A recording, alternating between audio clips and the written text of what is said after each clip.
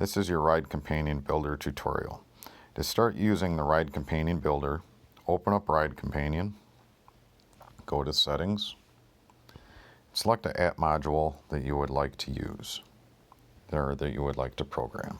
If you would like to add an app to Ride Companion, select Add an App, and Ride Companion will show you a list of apps that Ride Companion will work with.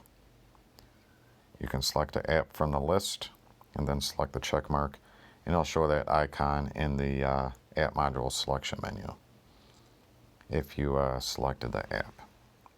We're going to program Uber for this demonstration. So select the Uber icon, disable it, go down and make sure Allow Fast Learning is enabled. A box will pop up explaining what fast learning is and what you're doing by allowing it. Select the checkbox, and then if you'd like to share learned data, select that. Sharing learned data allows Ride Companion to upload any data that Ride Companion learns to the Ride Companion servers. This will slow your device down. I recommend keeping that unchecked.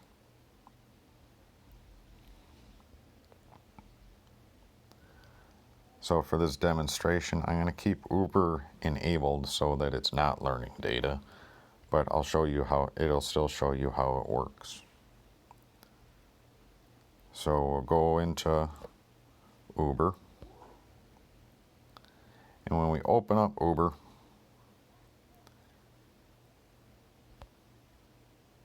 it will show an icon at the top here, or a notification with a head in it, and that's telling you that Ride Companion is able to determine what the screen is. Okay, so you can see that Ride Companion determined that was the offline screen. Sometimes it'll say new event. Underneath that, it tells you the date and time that this screen was first remembered. If it says new event, that means this screen hasn't been programmed yet and you need to program it. Sometimes it might say strong event in this notification. That just means that Ride Companion has recognized the screen multiple times and that it should be programmed. So then what you can do, if you want to continue programming, is you long press the home screen icon for Ride Companion and press RC Builder.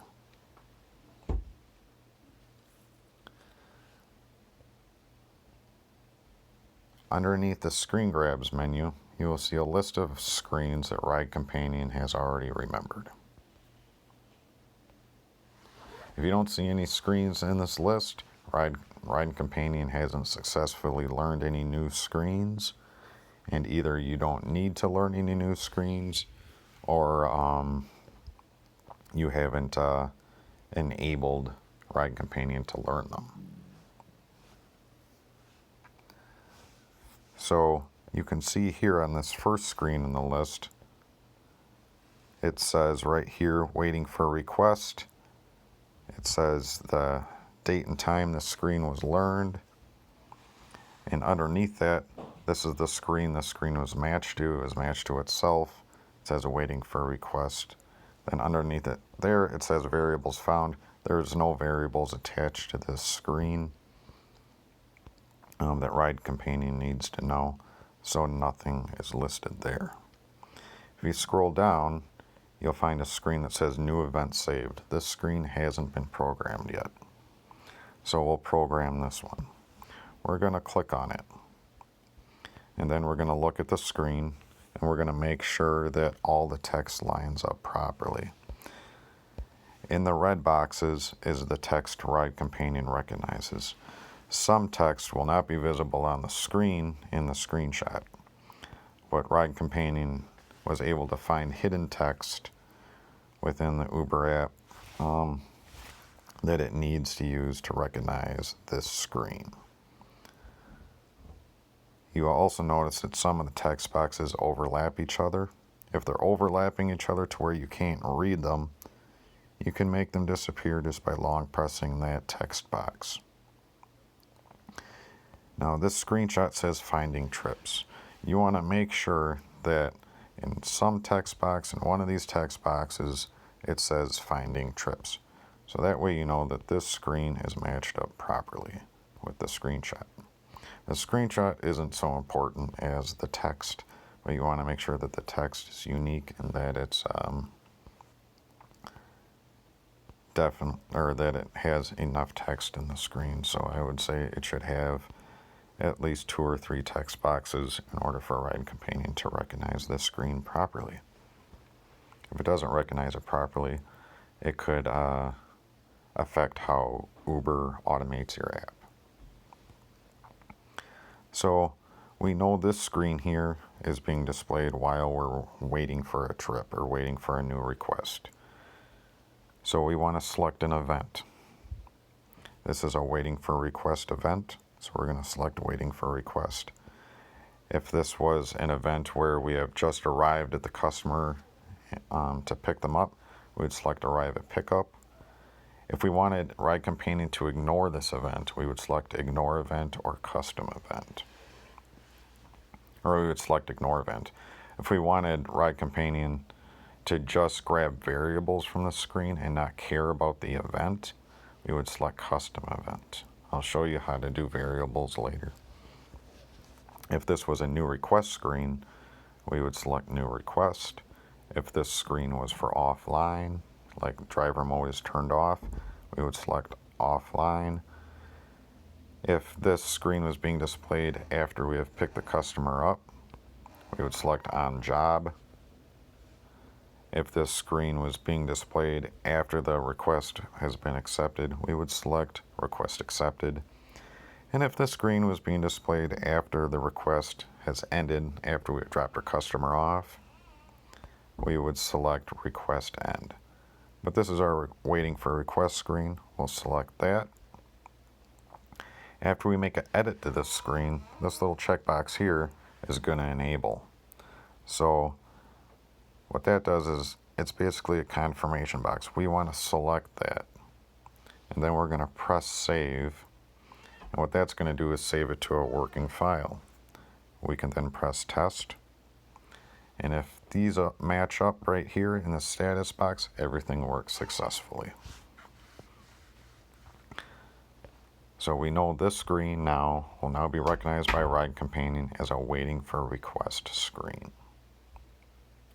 If we wanted to program a variable in this screen, say this was a waiting for a new request screen, we could select a text box with some text in it. So finding trips. Then we can assign a variable to this text. A variable name is in a list here. If we look in the available text and say finding was the name of our customer, it's not, but if it was, we could go down to customer name, select finding, and then press the checkbox. A green box will highlight the text box that we have now edited. We press the selected checkbox again because we made our change and save. Now we can test it, and it will now find the word finding, or it will now find our customer name is finding in that screen. It doesn't mean every time it finds the word finding, it's going to label that as the customer name.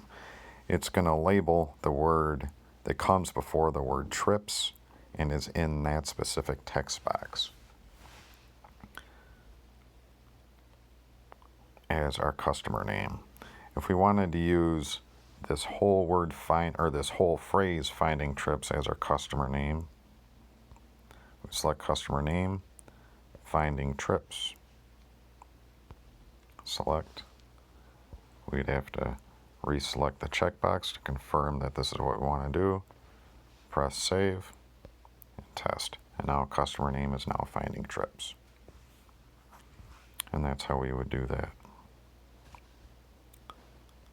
If we wanted to reset the screen, say we made a mistake, we labeled the event wrong, we labeled our variables wrong, simply just press reset. Select and save and test.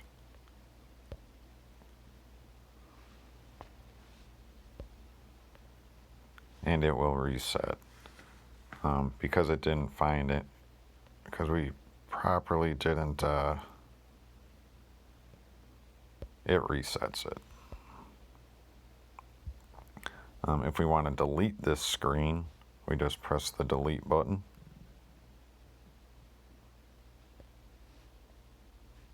It deletes the screen, it removes it from the list, it removes it from memory and everything. It is completely gone now.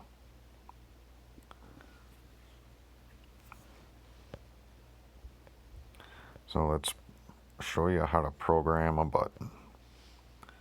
So now we go into this screen. This is an offline screen. This is the screen is displayed when driver mode is turned off on Uber. So we're going to label this as offline. Select our checkbox to confirm the edit. Press save. Uber module saved. We're going to test it. It worked. We want to program the buttons. Sometimes these buttons might not say what they really are, okay? So if Uber was unable to recognize the button or didn't properly recognize the button, we can select the button and say turn on driver mode. It's going to say new action added. We have to select that checkbox, press save, test. To verify it worked, we would do that, and it should change that button.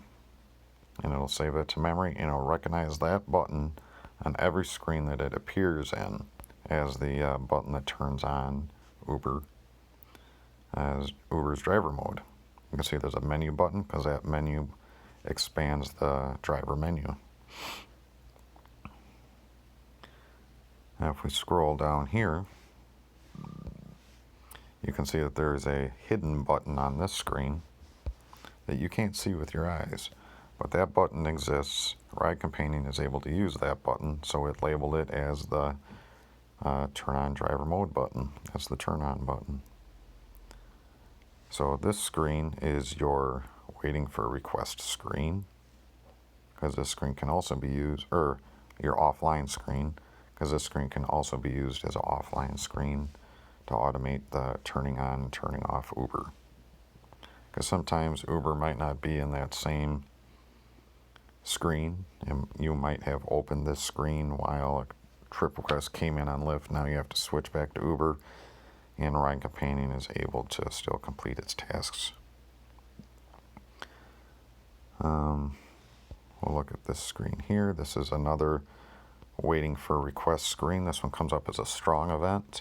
So this is something we need to program because Ride Companion has recognized that this screen comes up a lot. So we should program this as offline because we're not online on this screen. Select it, save it, test it. Everything worked. Bingo, bango. Press it again. You can see that the turn on driver mode button is in there. The menu button is in there. Everything is how it should be. Sometimes these buttons will be covered by other buttons, and to get to them, you have to hide these other buttons, and you just long press those, and it'll make them disappear, and now you can get to this turn on driver mode button, and everything works exactly how it should. You press select save and save it. Bam, you saved a new button in the Ride Companion, just like that. Now say this button over here was your menu button. You could save that as your menu button if you wanted. If you wanted a Ride Companion to press it as your menu button. The menu buttons are used if the driver mode buttons cannot be found. Ride Companion will select the menu button to expand the menu and look for another button. Sometimes Uber does not enable these buttons on these screens, and you can't even press them. So you need to use the menu button first. So if this was a menu button, we would select it. We'll select menu. You can now see a green box pops up on that menu button as the menu button. It's incorrect. We're not going to do it that way. So I'm not saving it, but that is what you can do to save your menu button. We're going to switch the menu button back to that button. Save it that way, and bam. Now if you screw up a screen and the reset button doesn't reset it properly, you can delete it and then just go back and have Ride Companion relearn that screen and then go back in the editor and resave it. It's not a big deal to do that. Ride Companion will pick up the new screen. All you'll have to do is complete a trip in learning mode without Ride Companion active or enabled, and then it'll learn new screens, and you can always come back in here and work with the builder. And that's just how you use the builder. So once you build a good working configuration and all your screens are programmed, you have a couple screens for each one of these events, and you programmed all your variables and everything appears to be working just right. You can press the clean button. What the clean button does, it gets rid of all the unused screens or all the screens that you did not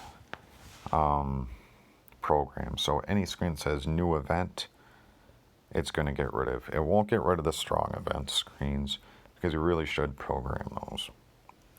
But anything that says new event next to it or starts with new event, it'll erase that. So it's just an easy way to clean them up because Ride Companion might save quite a bit of screens and you don't need them all.